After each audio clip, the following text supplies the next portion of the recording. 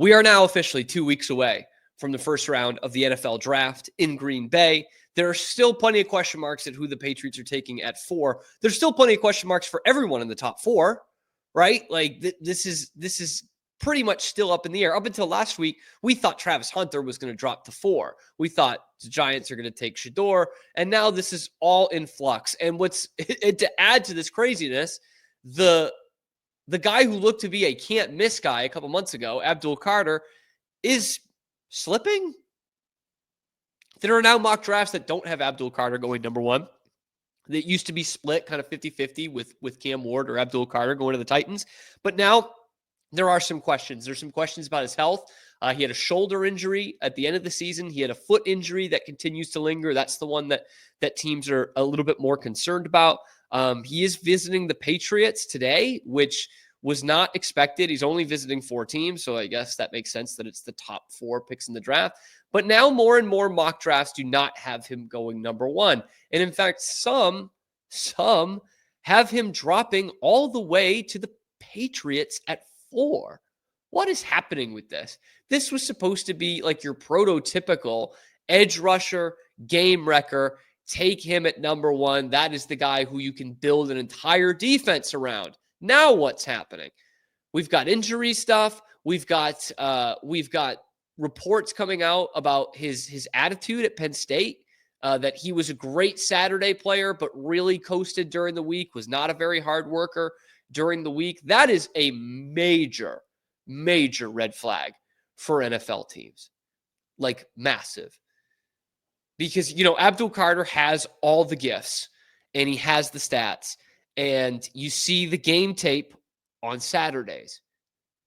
You don't see what it's looking like on Wednesday or Tuesday when they're going full tilt in a college football practice. You don't see that in the game film. You see the Saturday game film and you go to a pro day and you see them at the combine if they perform at the combine. Obviously, Carter did not.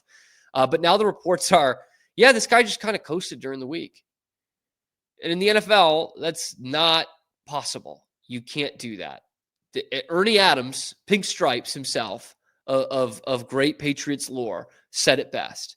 There's no such thing as a game day player. There's no such thing as a Sunday player. Because if you don't perform during the week, there is no Sunday. And obviously, Abdul Carter is still talented enough that he's going to be a difference maker for somebody next year. But that's a big time red flag. And I look at this Sports Illustrated mock draft, because there's a couple, again, that don't have him going number 1 anymore. But this SI mock draft is fascinating to me. They've got Cam Ward number 1 to Cleveland. They flip picks. Tennessee number 2 picking Travis Hunter. Vegas number 3. This is a wild, just nutso order here.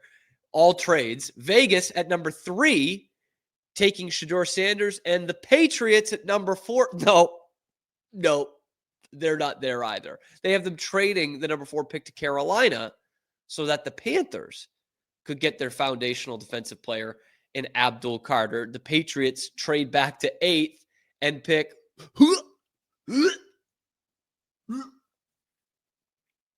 they pick Ted McMillan at number 8. If we're going to throw out red flag concerns for Abdul Carter trying to be a game day player, how can we not throw out the same concerns for Ted McMillan? There's literally video of him in the dining hall saying, I don't watch film. I don't watch football. I only watch film when they make me. Again, not really an option in the NFL, especially if you're going to be the team's sort of savior at that position. You can't not like football. Sorry. Once in a generation, maybe you get a good player. Curtis Martin famously doesn't watch football, and he's in the Hall of Fame. But that's not really an option here. So I don't agree with. I don't think that's the way the Patriots are going to go. In fact, I think the closer we get to it, I think they're going to stick at 4, and I think they've got good options.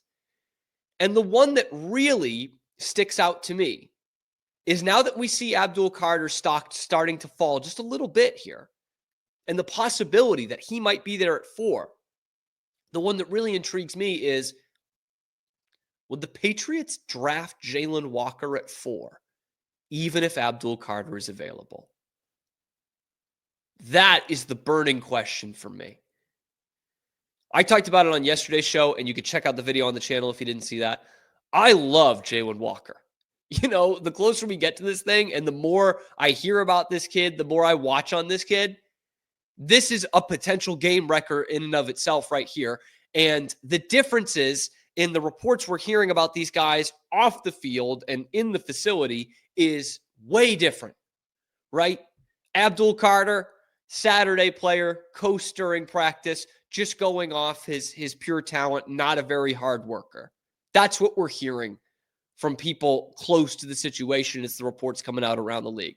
Jalon Walker of Georgia, on the other hand, again, playing for the best defense in the country and the best defensive mind probably in college football in Kirby Smart.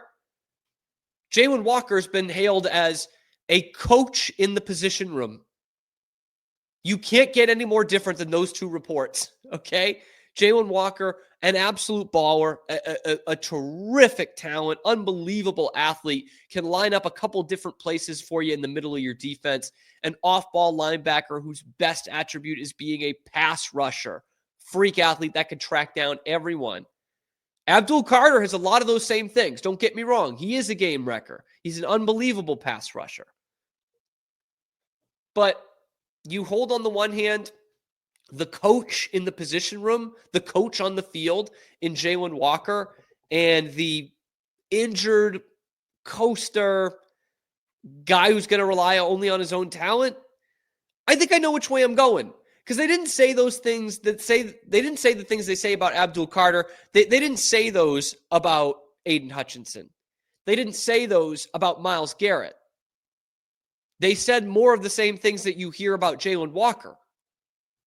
So to me, it's actually, I don't think it's going to be that big an issue. I think the Patriots, if both are available at 4, still have a good chance of picking Jalon Walker and shocking the NFL, like stunning the NFL public. If Abdul Carter's dropping to at least 5, that would be the story of the draft.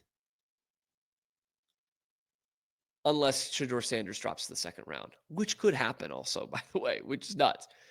But the more I look at this, and I was looking at it the last few days through the lens of Jalon Walker, Will Campbell, rather than Jalon Walker, Abdul Carter. But looking at it through the Walker Campbell thing here, what is the risk really of taking Jalon Walker? Because I don't see anything. Will Campbell, that's a risk. It's easy to sell to the fan base of, hey, look at how awful our offensive line was last year. We took the best available, the top offensive line prospect in the draft. But there's still major questions on whether he can play tackle in this league.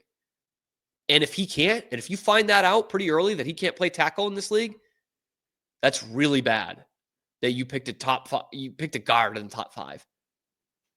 So the way I'm trying to look at this in terms of the gap is if Will Campbell is not the best case scenario, like he's not a left tackle, then he's at best a second-round pick. Jalon Walker, his downside is being picked between like 8 and 10 rather than 4. Whereas Will Campbell, his downside is being picked in the 30s. To me, that's an easy sell to the fan base. Hey, we picked the freak athlete here who can be a cornerstone part of our defense. And especially if Abdul Carter's off the board, which at the end of the day, I think he will be off the board by 4. You'll say, hey, if we drafted Abdul Carter, everyone would have been great. We drafted the next best guy, one who is right there with Abdul Carter, according to all the scouts. So to me, Jalon Walker might just be the obvious pick when it's all said and done. The freakish things he can do on the football field, the myriad different ways that you can line him up and affect the game, lining up over the A-gap as a run stopper and also as a pass rusher with his best attribute. To me, that's kind of easy. And the more we hear about Jalon Walker, I think the more that Patriots fans would be upset if they drafted Will Campbell instead. Will Campbell does hit all the other attributes, right? All the other intangibles. He's got the PFF grade, he's got the culture part of it. He's a hungry kid. But to hear that Jalon Walker not only has the physical attributes, has the stats, played at the highest level of college football, and also is a coach in the position room, to me, that's easy. And if Mike Vrabel is serious about changing the culture and getting more of that quote-unquote Patriot way back into this thing, then Jalon Walker is the pick.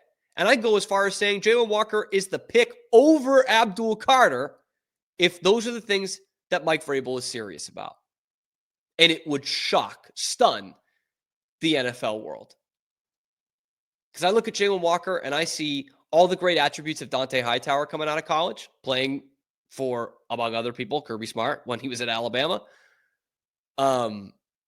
Plus athleticism. Plus athleticism. To me, it's almost a no-brainer at this point. I don't think you could be mad if they take Jalon Walker at 4. I really don't. But let me know what you guys think. Let me know in the comment section below. Be sure to like the video, subscribe to the channel. About 90% of you watching are not subscribed to the channel. Why not, man? We're bringing you nothing but Boston sports talk 5 days a week, live on YouTube, and then wherever you get your podcasts. So check out the other videos on the channel, talking Patriots draft and all the other Boston sports teams. I'm your host, Cam Stewart. Zach Burke keeps us on the air 5 days a week.